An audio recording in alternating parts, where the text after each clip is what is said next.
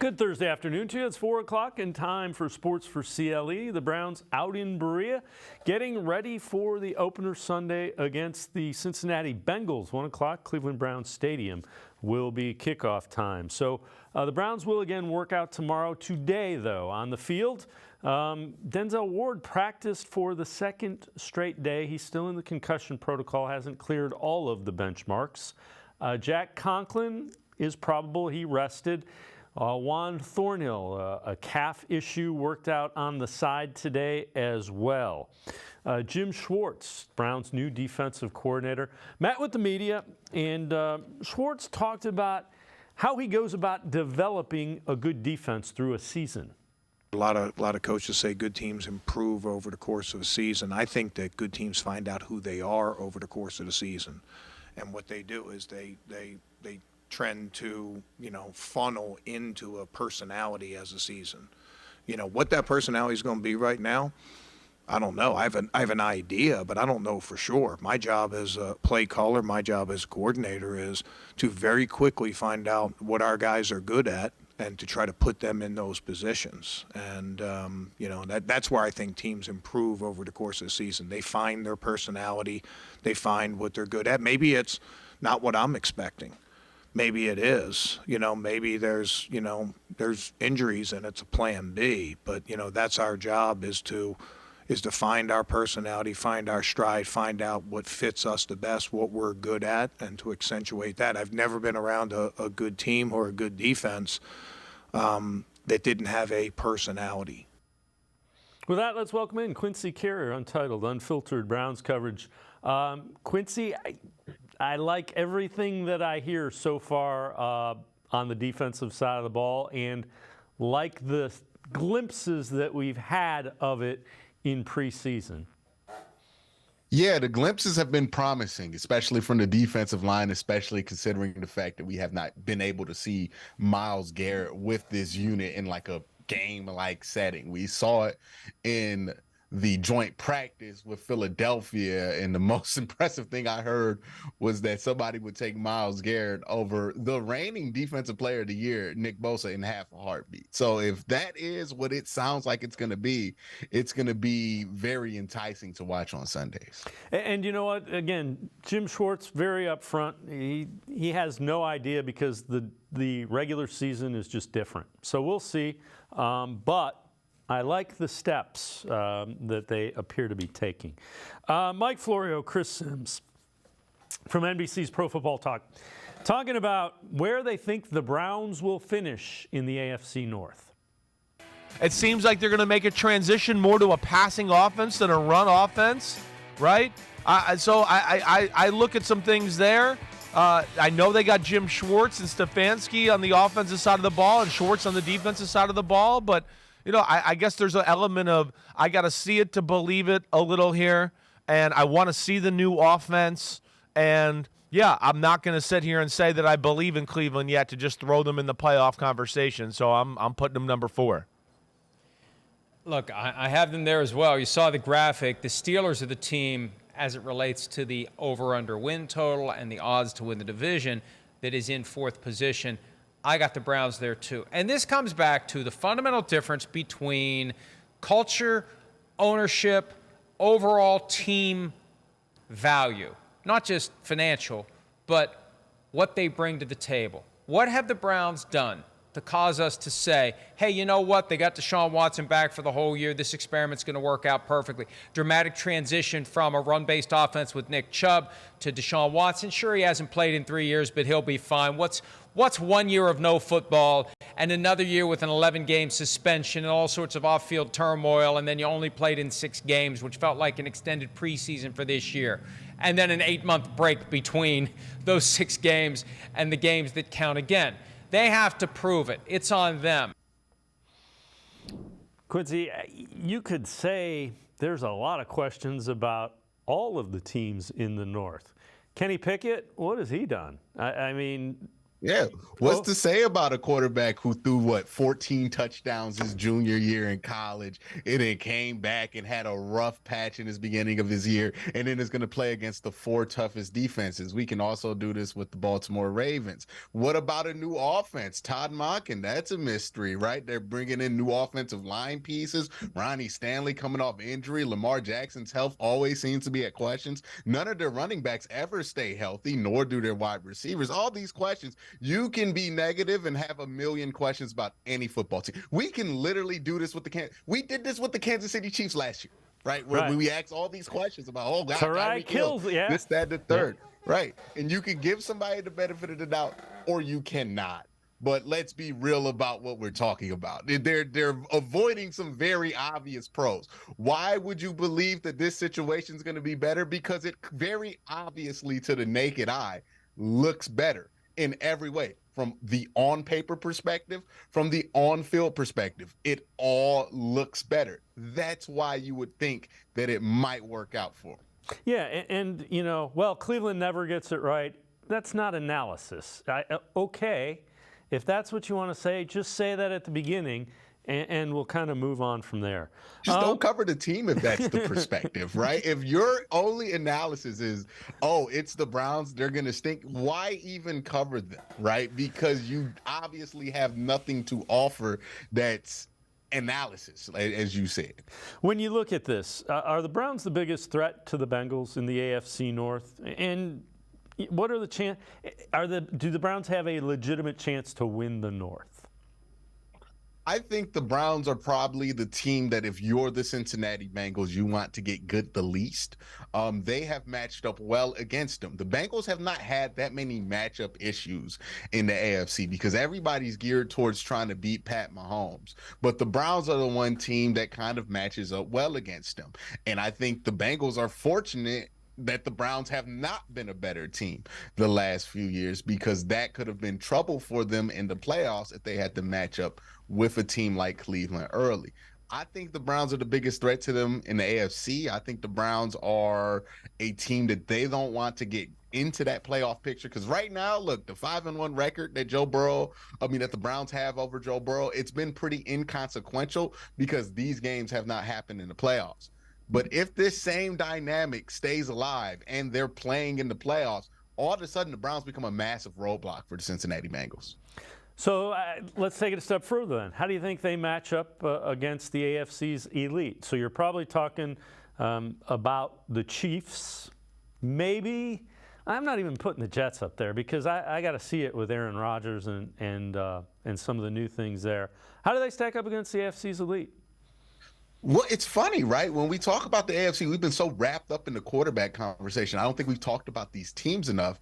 And it's hard to come up with the other elite teams after the Chiefs and then maybe the Bengals, right? Like, those are the two teams that you feel good about being in the same position. But outside of that, Buffalo, they look kind of up and down. We don't know if that defense is going to be good. They lost a lot of pieces there. Stephon Diggs seems to be unhappy. They don't have a running game in Buffalo. It's kind of all on Josh Allen. It's a very one-dimensional team. You can see how they can get beat. New York, they're trying to throw Aaron Rodgers in there. We don't know what that team's going to be, right? And you can say the same thing about Cleveland. You can say the same thing about Baltimore. All of these teams that do have promising quarterbacks have Justin Herbert and the Chargers. They let a team come back on them from 27 down. And it's not like the Jaguars are this bulletproof team. So, yes, there's a lot of good talent. Yes, there's a lot of interesting quarterbacks in the AFC. But when it comes to the Browns matching up with the elite teams in the AFC, there's a question of if you match up with the Bengals. I think they've proven that over the last few years. And if you match up with the Chiefs, roster-wise, of course, you match up with the Kansas City Chiefs. The real question is, hey, can Deshaun Watson play at a level that's in the same ballpark as Pat Mahomes? And if he does, then you can keep up with the Kansas City Chiefs. If he doesn't, then it don't matter how good the roster is. So Greg Newsome talked today and also kind of just talked about the way the Browns are viewed by the so-called experts. We like that. We're exactly where we're supposed to be. You know, you got to earn respect from the league, so we're exactly where we want to be and exactly where we're supposed to be. We're going to prove it every single week, and it starts this week. So we're not too worried about, the external stuff. We keep everything internal. We know the capabilities that we have, and we're going to try to reach those every single game. Greg, with the back and forth being a fun part of the matchup, who would you say is their best trash talker? Honestly, none of them really talk back to me, to be honest. So it's one-sided, huh? Yeah, it's a lot one-sided. I kind of just be talking out there in general, so it's kind of one-sided. But, yeah, they'll say something here and there. Talking about the back and forth that he has with the Bengals there at the back end of that. But, yeah, they sound a little angry about that, which is good. Yeah. Hey, look, whether they have a chip on their shoulder, whether they're not, I just care if this team's focused, and they seem pretty focused coming into week one. They seem pretty confident at what they're going to be able to offer, and those are all different things than what we had going on last year. So I'm pretty excited about the overall demeanor that I've been able to glean from the locker room. So I know you've addressed this on your show. Is Andrew Berry overrated or underrated? I don't think people view him in the proper context, especially when it comes to the draft stuff, right? Because that's where people would try to hit him. But then you look at the draft and you're like, oh, he didn't pick till pick 77 in this draft, or he didn't pick till pick 48 in this draft. And you start to see what he got out of those drafts. And you're like, okay, the fact that we had any expectations of these players that people feel comfortable enough to call him a bust tells me that he's actually done a pretty good job there. I tend to think that it depends on who you talk to, but he's properly rated. He's a good GM. He's been able to get some good players on the roster. The question is, hey, can you turn that into sustained success? I can't call him a great GM yet because they have not had that. Once the Browns have that sustained success, then we can start talking about that. But right now, he's put the Browns in a good position. Yeah, you know what? That's absolutely fair. Quincy Carrier from Untitled Unfiltered Browns Coverage and I are going to step aside, take a quick timeout. Want to remind you, call the voicemail of Truth and Reason. You see the number down there. Want your predictions for the Browns-Bengals. Give us a headline, some stat lines, those kind of things. Other side of the break, we'll head to the voicemail of Truth and Reason. Plus, how important is the start for Kevin Stefanski? Sports4CLE, be right back. Stay with us. The Ohio Lottery Partners in Education program recognizes role model students and teachers from across Ohio. Nominations can now be done completely online. To nominate a deserving teacher or student, go to ohiolottery.com. In the About section, find Partners in Education. There you will find links to the nomination forms. Students kindergarten through 12th grade can be academic all-stars. Teachers can be honored as a Teacher of the Month. The Ohio Lottery Partners in Education, where stars shine.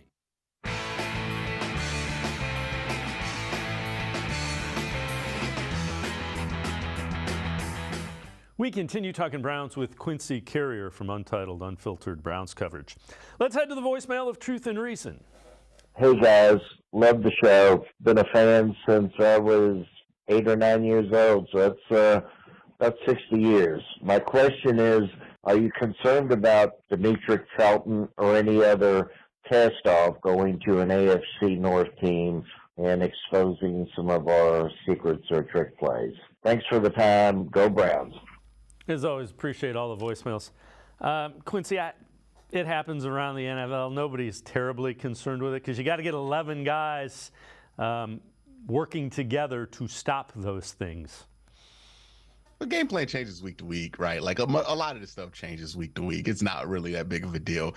And I promise you, they're not practicing trick plays for week one in training camp. That is what this 2-week period is when you lock down the 53-man roster. That's what this is for. So, I don't think it really matters.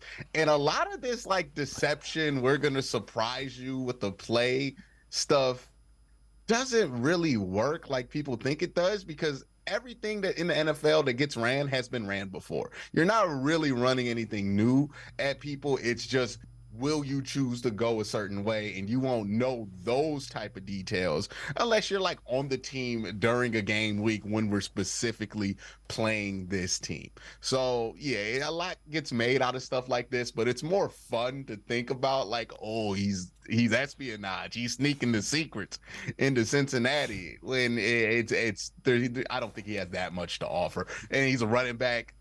The run schemes ain't gonna be that different. You know what I mean? It's they know what's coming. It's not that surprising. So everybody's made and rightly so, the Browns need to get off to a good start. Now, the thing that is surprising is in Kevin Stefanski's 3 years as head coach, the Browns have gotten off to pretty good starts. It hasn't been the starts. So his first year, 2020, when they made the playoffs, they were 4-1. You see, they lost the opener and then came out and won 4 straight. 2021, they were 3-1. Again, lost the opener, won the next 3, and then it kind of went south from there. Even last year, they won the opener, and they were 2-1 before they lost 4 straight. Quincy, they've struggled. You know, last year was the first year they had won an opener in a while. But Kevin Stefanski, they've gotten off to pretty good starts in his tenure. And we forget they should have been 3-1 to start the season, right? That was the Jets game, week 2, where they ended up losing that game in the last few minutes of it. So, yeah, Kevin has done a good job of getting the team ready for week 1, and especially for that early part of the season. And we know that Kevin's real good for those early drives in the early part of the season. You know, we know what it is. I expect the Browns to look good here. They played enough in the preseason. They played enough in camp for me to feel confident in their preparation. Cincinnati, on the other hand, they've had some interesting performances in week 1 under Zach Taylor that I think are kind of not going under the microscope that they need to go under, but you know it's going to be interesting to see. But yeah, Kevin's done a good job getting started fast with this team. Well, and you're referring Joe Burrow through, I think it was 4 interceptions against the Steelers in Week 1 last year when he wasn't completely healthy, and he's facing the same thing. Didn't have a lot of the off season to do that. I know you've addressed this. Browns' best secret weapons. Who are you thinking there? I'll go with 2 guys of the 6 that I mentioned in the video. JOK, I think, is going to be a secret weapon for this team because when you're running a lot of man, you're going to get screened a lot. He's going to be the man they kind of rely on to be instinctual against those screens. On the other side of the ball, you can go with somebody like Elijah Moore, who we have talked about a ton because he's been a big part of what the Browns want to do. But people from the outside are not thinking about Elijah Moore as one of the Browns' #1 threats as a receiver. They're thinking about Amari Cooper. They're thinking about Donovan Peoples-Jones. And then there's Elijah Moore. So Elijah Moore has a chance to surprise a lot of people. Even somebody like Jordan Atkins, I think, is going to have a chance to surprise a lot of people. Very athletic tight end. This is a team that likes to do a lot of tight end screens, likes to get their tight ends moving in space, play action rollouts, high, low level stuff. So I think that those 3 are going to be kind of those secret weapons that the Browns are going to rely on. We're going to see a lot in week 1. Yeah, the other thing that we haven't seen that I think you're going to see an awful lot of, you're going to see the tight end running up the seam. We haven't seen any of those seam routes. Deshaun Watson is really good at those, and they've got Njoku and Akins who can do those. Yeah, you'll know Deshaun Watson is back if he's hitting that middle of the field portion, getting those big chunks in the middle of the field like he used to in Houston. That's when you'll know he's comfortable, he's seeing things well, and he's back to his old self / evolving into a better self. So this is, before we go to break, let's get a little crazy. This is from the Bleacher Report. Top trade packages for Mike Evans if he doesn't get a new Buccaneers contract. Cleveland, which currently has enough cap space to absorb Evans' contract, could send a 2024 third-rounder to Tampa around the trade deadline. Whether to extend him would be a problem for the offseason. He's due $14.5 million this year. I don't see any way that Andrew Berry does something like that because it's another aging type of wide receiver, but it is intriguing at least. If they get Mike Evans, and this is not a possibility, right? But if they were able to get Mike Evans for a 3rd-round pick, and he's only going to cost you $14.5 million this year, then Baker Mayfield was the right choice at #1 overall because eventually it came back to pay out. You know what I mean? Like that's the only way that's happened because who has gotten more franchise wide receivers traded than him? I don't know. Like, it seems like the second he shows up, somebody wants out. But yeah, if that happens, then I'll tip my hat to Baker Mayfield. That might be the greatest #1 overall selection that this franchise has ever made, because it came back that helped out. Like, I can't be mad at that. Quincy, Carrier, and I are going to step aside, take another time out. Other side of the break, we head back to the voicemail of Truth and Reason. We'll hear a little bit more from Deshaun Watson. Sports4CLE, be right back. Stay with us. Come back to go forward. Back to learning new things. Back to pursuing your dreams. Tri-C has flexible learning options to fit your life. And every year, more than 1,000 local companies provide Tri-C students with real-world learning. The right education can boost your lifetime earning power by hundreds of thousands of dollars. Start now with a college education you can afford. Tri-C, where futures begin.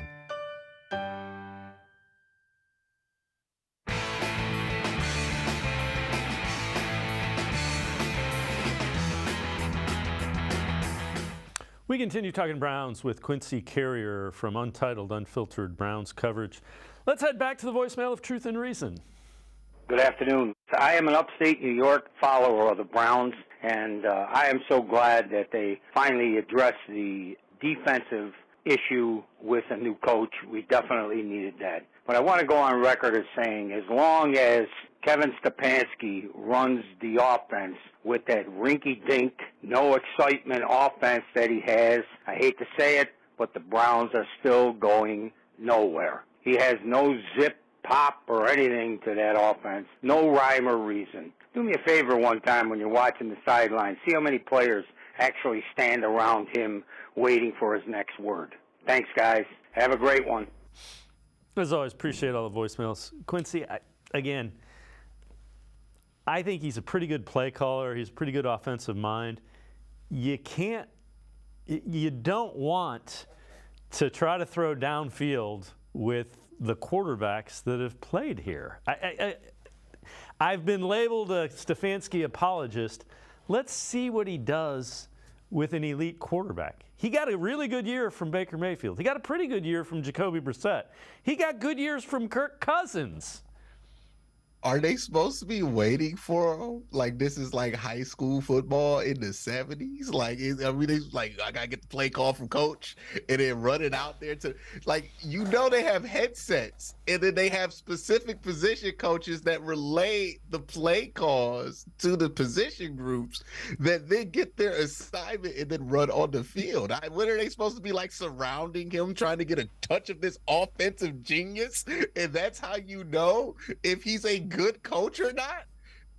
I don't know, man. If you're frustrated with the lack of a passing attack in the Browns offense, and the Browns have made tremendous strides in desperate attempts to fix the quarterback position, then you have to kind of look at the quarterback position, because the offense has never been terrible, despite the fact that the quarterback position has been in flux since Kevin Stefanski's got here. Remember, Baker Mayfield was a reclamation project by the time Kevin Stefanski got here. 2019 was almost the death nail in his career. He revived the Baker Mayfield's career in 2020, just so Baker Mayfield could flatline on the table again in 2021, and then brought Jacoby Brissett out of the blue to give you like 7 good starts. I don't know how we doing this with them. Like Kevin has earned some benefit of the doubt as an offensive play caller, as an offensive mind, and people who watch the film on the offense say that Kevin's pretty creative in how he gets there.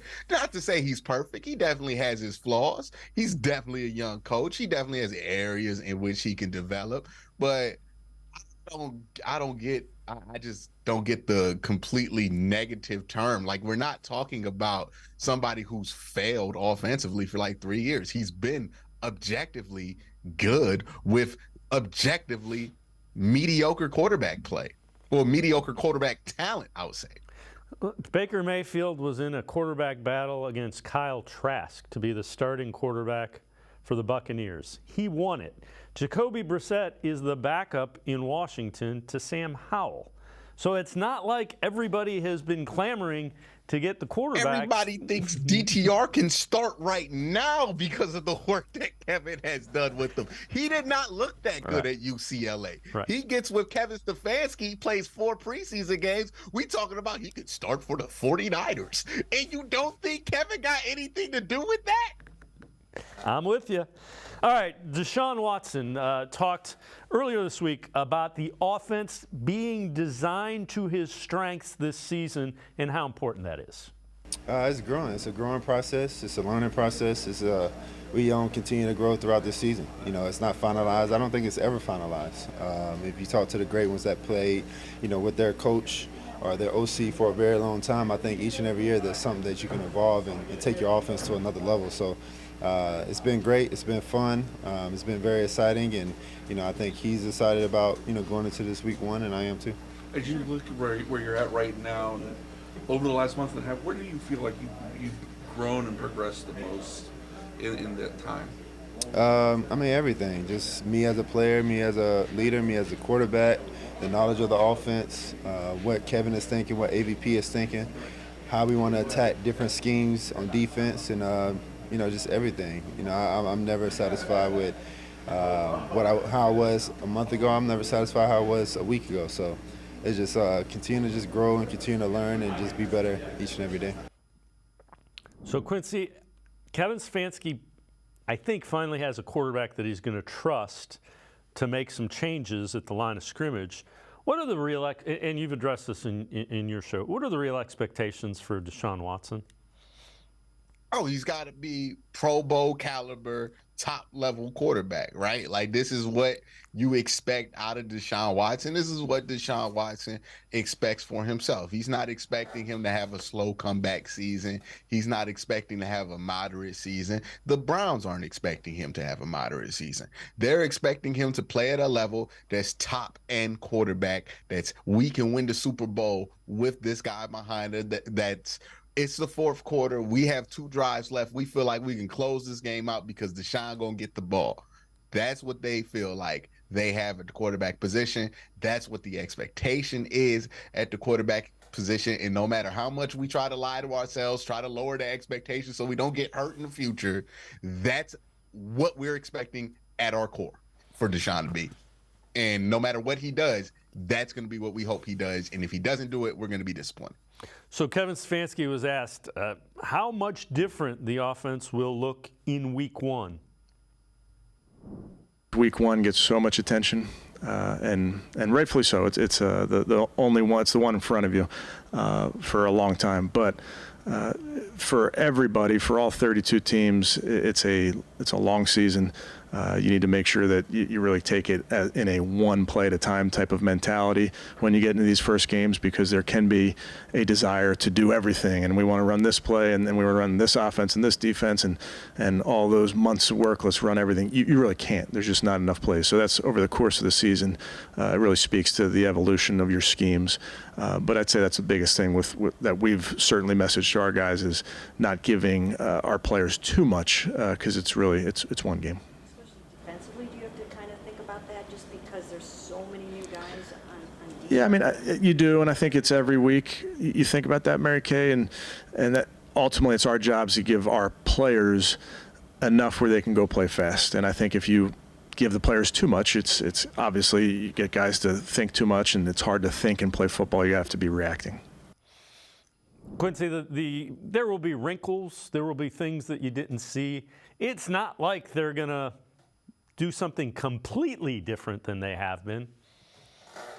Yeah, I mean, they're going to be doing some of the same stuff, right? The run game stuff that worked, they're going to be doing that. They're going to have some different elements in there to change it up, and that's what you want to do every season. You can't copy and paste your offense from season to season. Even Kyle Shanahan makes tweaks and changes to the offense. This year it'll be a little bit more drastic because you're going to want to make Deshaun Watson more comfortable, but the hope is that you can marry the best of both worlds from both offenses and get something that's elite at the end of the day.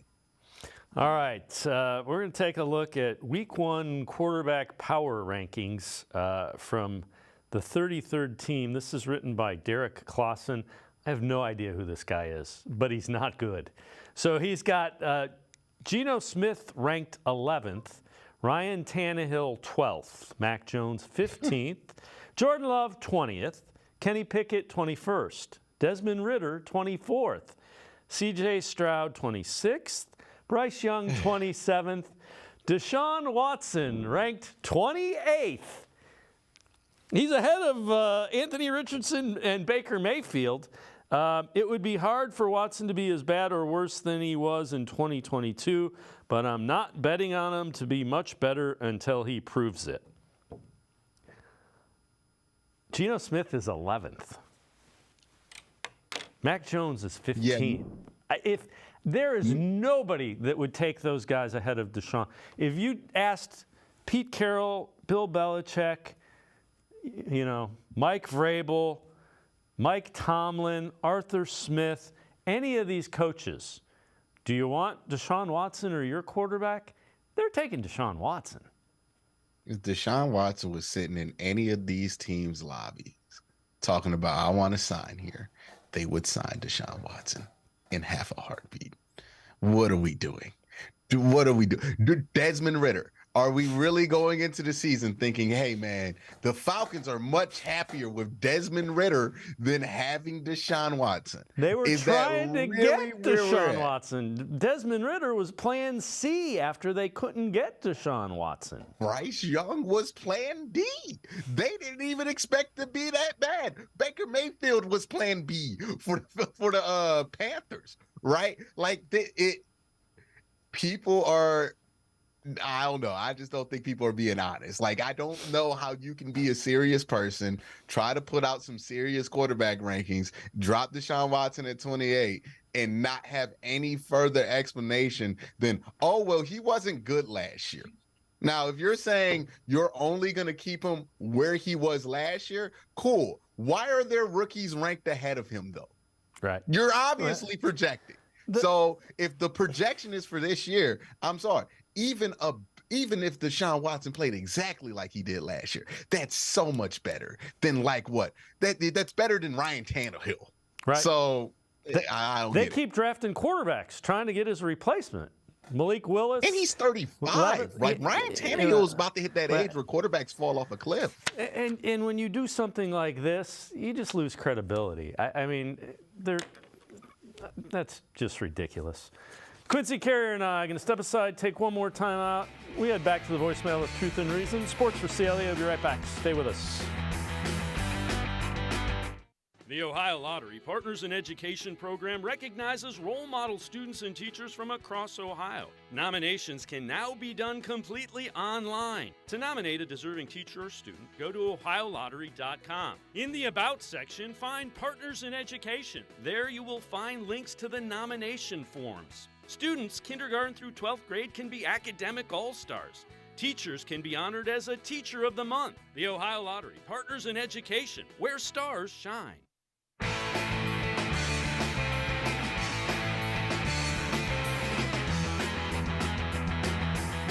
We continue talking Browns with Quincy Carrier from Untitled Unfiltered Browns coverage. Let's head back to the voicemail of Truth and Reason.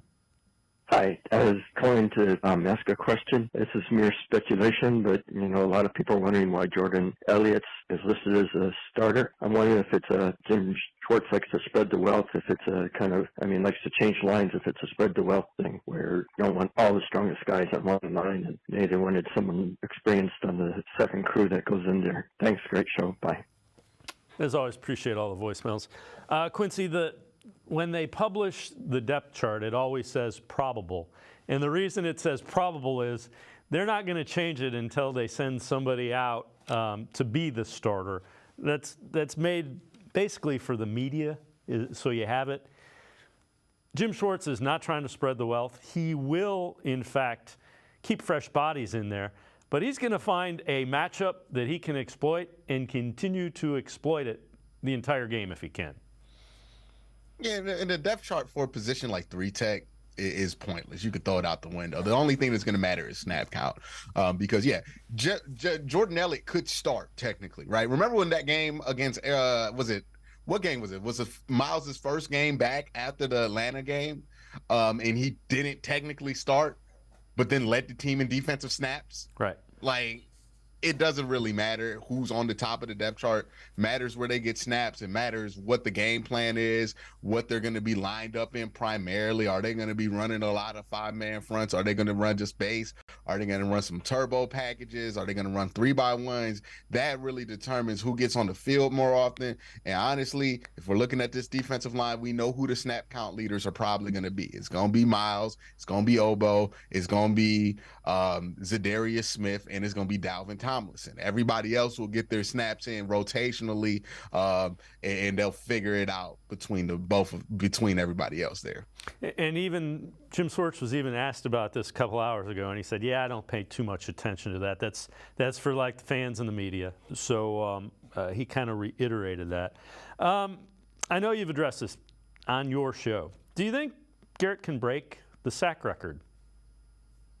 Yeah, it's definitely possible. I mean, it's possible every year Myles Garrett steps out there, even when he doesn't have the help that he has this year. Now that he has some of those pieces in place, that's those support pieces in place, that people who have approached that record, like a Strahan, like a TJ Watt, have had, now he's more in a apt position to take advantage. So I think he has a chance this year, but we won't really know until we see this defensive line in some real game action with some real bullets flying. How good do you think the defense can be? It could be a great defense. If they're able to figure out some of these things, the talent is there across the board. They have some playmakers at linebacker. They have some athletes at linebacker. It could be a great defense. It could also be a defense that's great one drive, iffy on another. You know, that's a possibility, especially when you're running a lot of man. Sometimes you have great possession. Sometimes you don't, right? Great reps, bad reps. That's just what it is. So, yeah, they have all the potential in the world because they have all the talent in the world on that defense. Yeah, and again, this defense will give up some plays. That's just the nature. When you're ultra aggressive, you're going to give up some plays. But the flip side of it is you're going to make some plays that you wouldn't normally make. Yeah, and you're going to put guys in position to be successful, right? JOK was somebody who wasn't put in a position to be successful last year. A lot of people freelancing, a lot of people kind of in his way when he's trying to do some of the freelancing that makes him special, and it didn't allow for him to be that great JOK that we saw glimpses of his rookie year. Same thing with the Grant Delpit, same thing with the Juan Thornhill. Just having talent there, having guys that you don't have to worry about needing help all the time is going to put people in positions to make plays instead of babysit. So Jim Schwartz, Browns defensive coordinator, talked about just the Bengals passing attack that they're going to face coming up Sunday. You know, I got a lot of respect for Boyd in the slot. He's done it a long time. He's a strong player. He's a veteran player, and then, you know, Higgins and Chase, I mean, those guys are tough outs on the outside part of the field, but, you know, sort of different things, you know. They can both go up and get the ball. They can both body you. They can both run after the catch. And, you know, I think that when it's all said and done, that's going to be one of the keys to this game is how well we do with run after the catch with their receivers. You know, everybody wants to think it's all plays down the field, but, you know, 5-yard completions that they run for 25, you know, can be just as, you know, damaging to a defense. Always comes down to you have to tackle. And Quincy, I don't think they're going to try to throw the ball downfield as much as they normally would, because Joe Burrow, you don't want him taking hits. He's not going to have a lot of – the Browns are going to get after him, so I think they're going to try to throw the ball a little bit quicker. Yeah, the Browns are going to try to get after him. We'll see how they try to take advantage of it, right? Because if the Browns are aggressive and the Browns stay in man, they might be more willing to take some risk, but Joe Burrow's calf injury, this being the first game he gets back, might hinder them from taking what might be the better game plan, which is, hey, Joe, we need you to just make somebody miss so we get this ball downfield, because we feel like Jamar Chase is going to have an excellent one-on-one opportunity with no help. So that's the kind of stuff where that injury is going to pop up. But, yeah, I think that they're going to try to get rid of the ball quick this week because they just don't want Joe Burrow taking a ton of hits after he just got back from injury. Yep, and that means you better tackle in the open field if you are in that Browns back seven. I know you've addressed this. Finally, what are the expectations? We've talked about it. We've seen preseason. We've seen training camp. You have an idea of what this team looks like. Expectations for the Browns in 2023. It should be a playoff team. This should be a serious playoff team, not a, oh my gosh, they kind of snuck in there late. This should be a serious playoff team, a team that we're expecting to hopefully win a playoff game, maybe 2, maybe 3, maybe 4, maybe it all. But this should be a serious playoff team at the end of the day. Anything less than that's going to be disappointing. So I know you've also had some bold predictions for Week 1 with the Bengals. What do you got there? I think that either Cooper or depending on how the Bengals come out, either Cooper or Nick Chubb's going to have a big game based on whether they decide to stack the box to stop Nick Chubb. If that happens, I think that Cooper's going to get off because Elijah Moore is really going to do stuff to open him up, and vice versa with Nick Chubb. I also think that this is going to be a rough game for Jonah Williams. People are just assuming that he could flip over to that right side and play. I think it's going to be a rough day for him. He's going to be dealing with Myles Garrett and Zadarius Smith in a new position that he really didn't want to play. He was real hesitant about moving to that right side in the OTA portions of camp. So I think that this is going to be a rough day for Jonah. And again, you can be sure Jim Schwartz, they will find one of those matchups and keep going to it until the Bengals have an answer for it. That's kind of how his defense rolls. Absolutely, absolutely. He's going to try to roll things out. He's going to try to get some blitzes. He's going to try to get some pressure, all these things. It's going to be interesting to see the chess pieces that both teams try to use to win on Sunday, but it's really going to be an exciting matchup. Quincy Carrier, as always, appreciate the time and the insight. Thanks very much, Quincy. Have a great day. Quincy Carrier, make sure you check him out. Really good stuff, Untitled, Unfiltered Browns coverage. His show really entertaining. We're going to step aside, take a quick time out. Casey Kinnamon from Dog Pound Daily, straight ahead. Sports for CLE. We'll be right back. Stay with us. Come back to go forward. Back to learning new things. Back to pursuing your dreams. Tri-C has flexible learning options to fit your life. And every year, more than 1,000 local companies provide Tri-C students with real-world learning.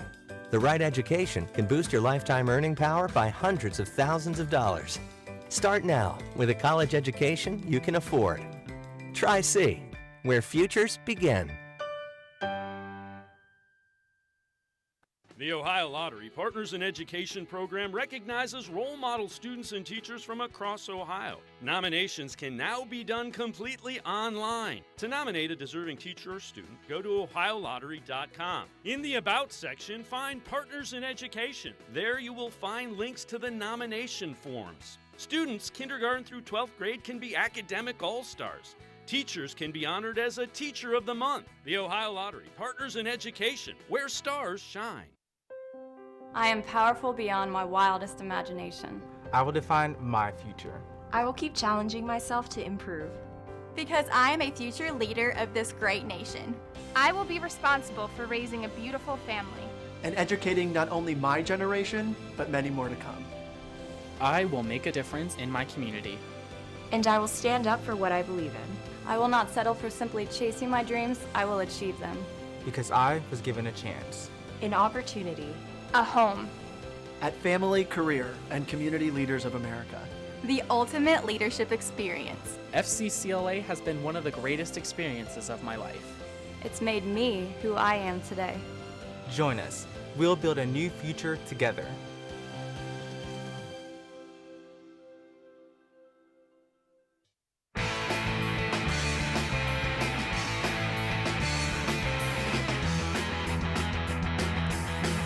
We continue talking Browns on Sports for CLE. Want to remind you, we want you to call the voicemail of Truth and Reason. You'll see the number below. Give us your prediction for the Browns-Bengals. Want to hear headlines, some stat lines, something that you think will happen during the game that leads the Browns to winning or losing that game. Let's head back to the voicemail of Truth and Reason. Yes, good afternoon. Upstate New York has a huge Browns following, but my question is this. They have the players. They have Deshaun Watson, who I believe is going to be a top quarterback. They have a lot of receivers, but they have a coach that was named Coach of the Year. Right now I see him as coach of something else because he doesn't try to win the games out. He tries not to lose, and we got an issue when he does that. He's listening to no one. There's nobody on the sidelines with him. He doesn't listen to it. Again, he was named Coach of the Year, but it was done primarily during a time when it was COVID, nobody in the stands, cardboard cutouts. When he came back, look at him in the next 2 years. 7 wins, 8 wins, maybe. But until they get rid of him and find somebody else, they ain't going anywhere. And it breaks my heart. See ya. Bye. As always, again, appreciate the voicemails. 7-8 wins with what they had at quarterback. Quarterback's single most important position, not only in football, but in sports. Got a career year out of Baker Mayfield. He's had some other stops and hasn't had any success. Got a pretty good year out of Jacoby Brissett last year. Jacoby Brissett's back up to Sam Howell. They're giving the young guy a chance in Washington. Let's see what he does with Deshaun Watson, and then you can kind of make a little bit more educated decision on Kevin Stefanski. Well, Deshaun Watson talked about the importance of the opener coming up Sunday, as well as what he meant by the offense showing fireworks and being explosive. I mean, every opener is going to set the tone for the season. You want to ride, you want to go into the season with a victory, and that's what everyone is striving for.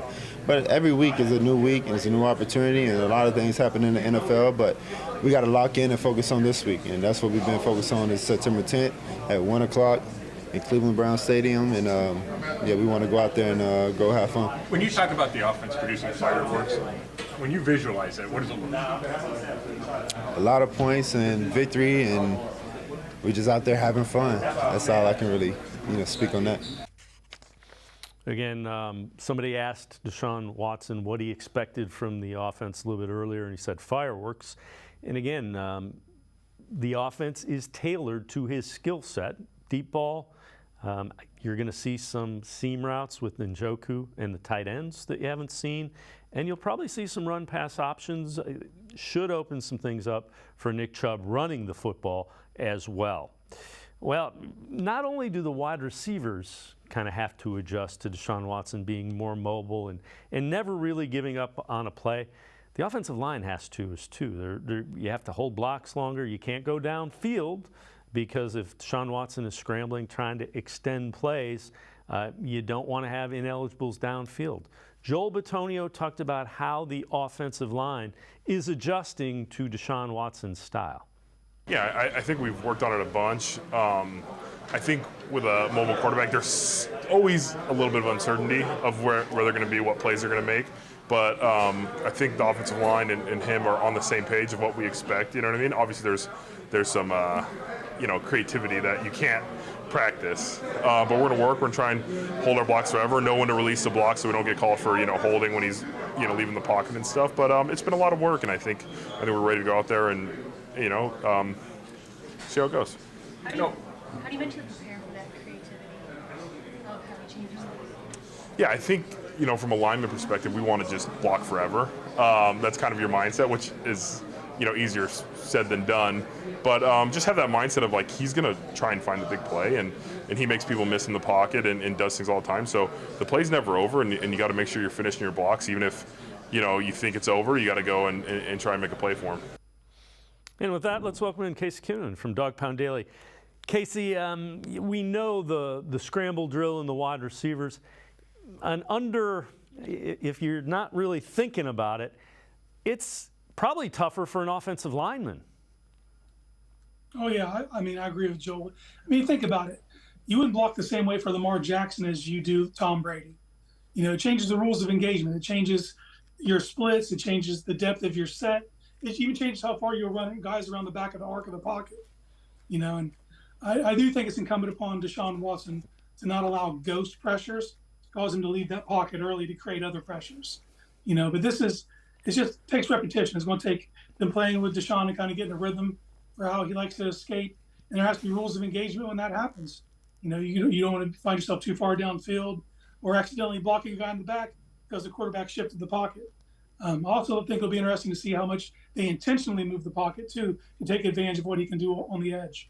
Yeah, the other thing relative to the caller that called in and felt like Kevin Stefanski was trying not to lose games instead of winning them. And again, I've been called a Stefanski apologist. I think he's a pretty good coach, without question. I think you do that when you're not confident in your quarterback play. You just don't think you can outscore a team, so you're playing keep away from the other offense, for lack of a better term. Yeah, I mean, I get it. In those situations where they had a slight lead, does he have a tendency to get tight? Yeah, but he was also playing with a quarterback who he was trying to protect because he didn't believe they could go for the jugular. You know, and I've said it countless times. I guess it bears repeating. This is the season for which he will be judged. He has everything in place, including the quarterback. You know, if we walk away from this season and they fall short because Stefanski displayed a tendency to not go for the kill, then we can have that discussion. But I'm not going to get there just based on like what he did with Jacoby Brissett and Baker Mayfield. Yeah, again, I said it earlier in the show. Baker Mayfield beat out Kyle Trask, but it was a battle. And Jacoby Brissett is the backup to Sam Howell, a young, not a first-round pick, like a second, third-round pick. So that tells you something. All right, this is from the Bleacher Report, 2023 NFL Superlatives. Team best position to surprise, they say the Cleveland Browns. Cincinnati Bengals have had more success in recent years. Baltimore Ravens have bigger name. Pittsburgh Steelers are always a hit, but we may be overlooking the Browns in the AFC North because of that. And Casey, everybody's talking about Watson and the question marks with the Browns. Everybody has question marks at this point in the season. Yeah, to me, it's like helmet scouting, which you see in college football all the time. Like, because Ohio State quarterbacks haven't had an abundance of success in the NFL, they kind of get lumped together, even though one quarterback has nothing to do with the other one. You're seeing that now because the Browns have not been perennial winners. They're not going to get the benefit of the doubt. But if I'm the Browns, I'd rather it be that way than the other way. Like, fly under the radar while you can. Like, don't let someone else crown you. You go crown yourself. And I just think that's where the Browns are at. They have to go earn that respect. Casey Kinnamon from Dog Pound Daily and I are going to step aside, take a quick time out. Other side of the break, we'll head back to the voicemail of Truth and Reason. Plus, breakout star candidates for Week 1. Sports4CLE will be right back. Stay with us. Come back to go forward. Back to learning new things. Back to pursuing your dreams. Tri-C has flexible learning options to fit your life. And every year, more than 1,000 local companies provide Tri-C students with real-world learning. The right education can boost your lifetime earning power by hundreds of thousands of dollars. Start now with a college education you can afford. Tri-C, where futures begin.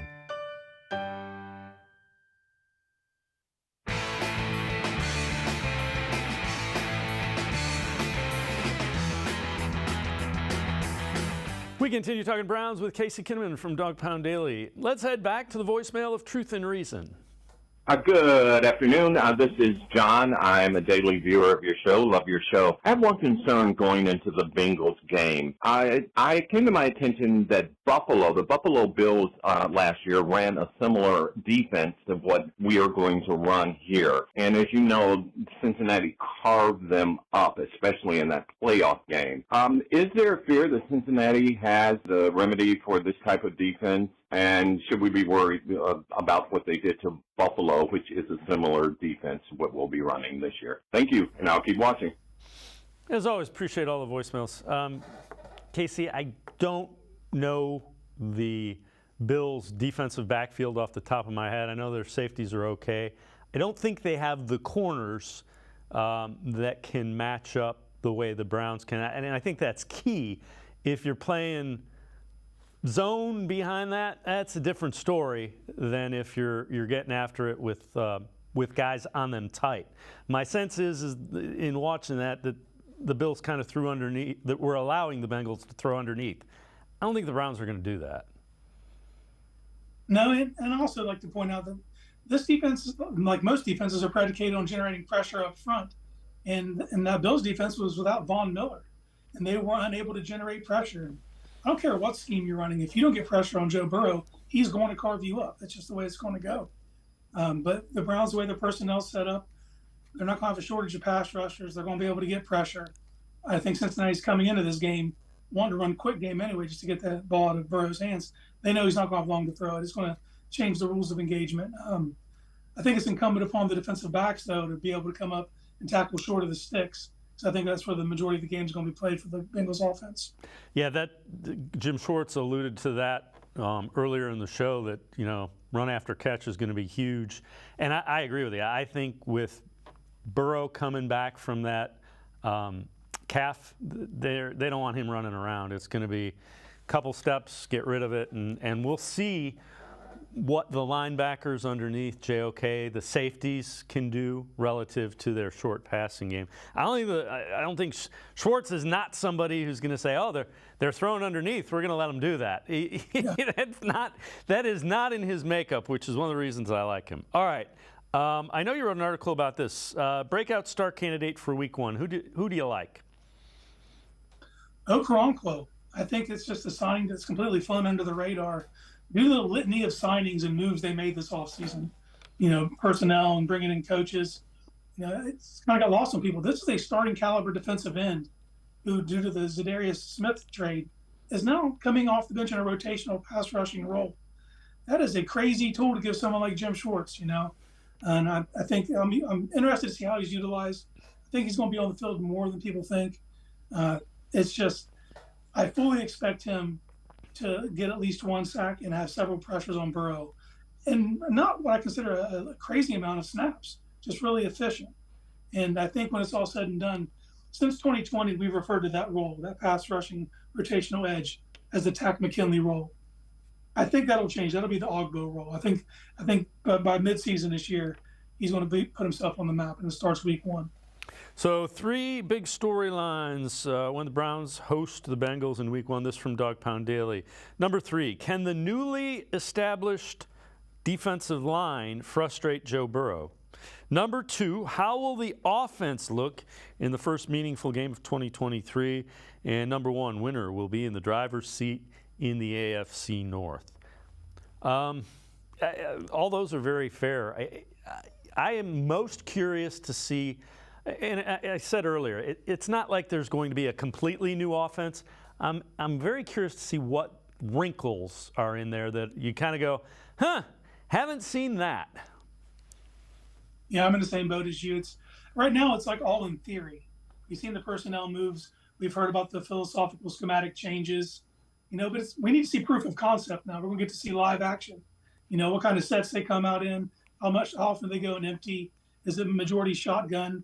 How does Nick Chubb fit into the passing offense? This is all stuff we're going to find out. We've seen little snippets in preseason games and out of practice. But this is the real deal, And they put all the pieces on paper. Now they just got to put it together on the field. So what I think at a big point in this game, I think you're going to see either Njoku or Akins on a seam route. Remember, the Bengals have 2 new starting safeties. And Deshaun Watson is really good hitting his tight end down the middle of the field. Yeah, they got a lot of moving parts in Cincinnati. I mean, they have a lot of returning guys up front, but those safeties are question marks. Test them. Make them prove they're up to snuff. Don't just allow it because they rolled their helmets out there.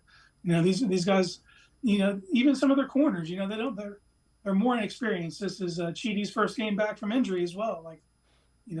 If they have rust, let's go expose that.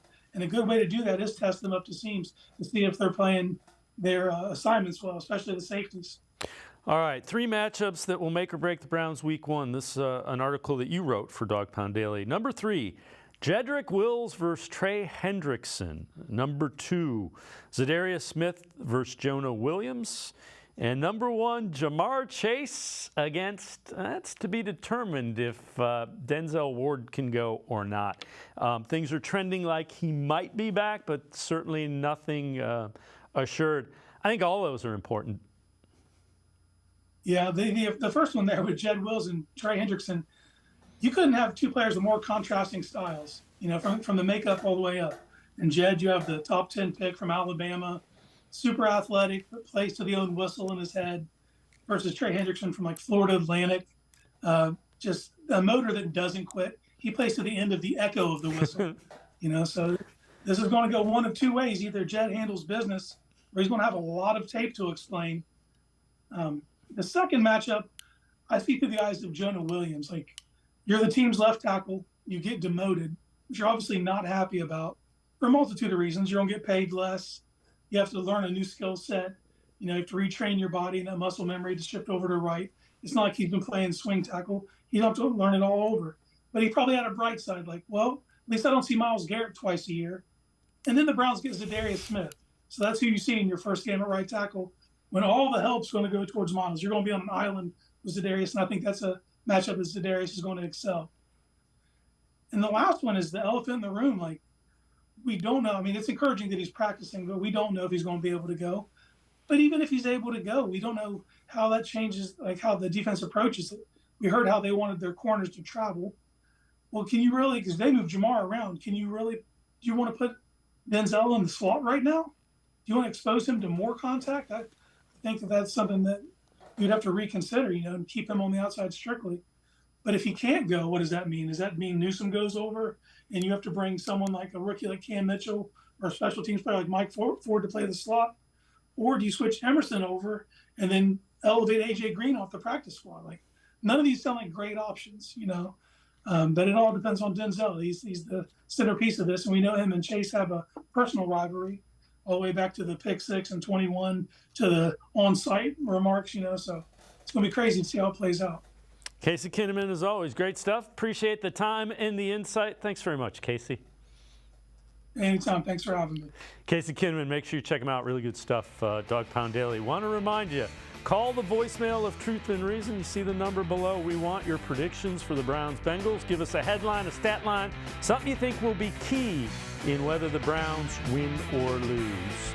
We'll see you tomorrow at 4 o'clock on Sports4CLE. Have a great night, everybody. See you tomorrow at 4.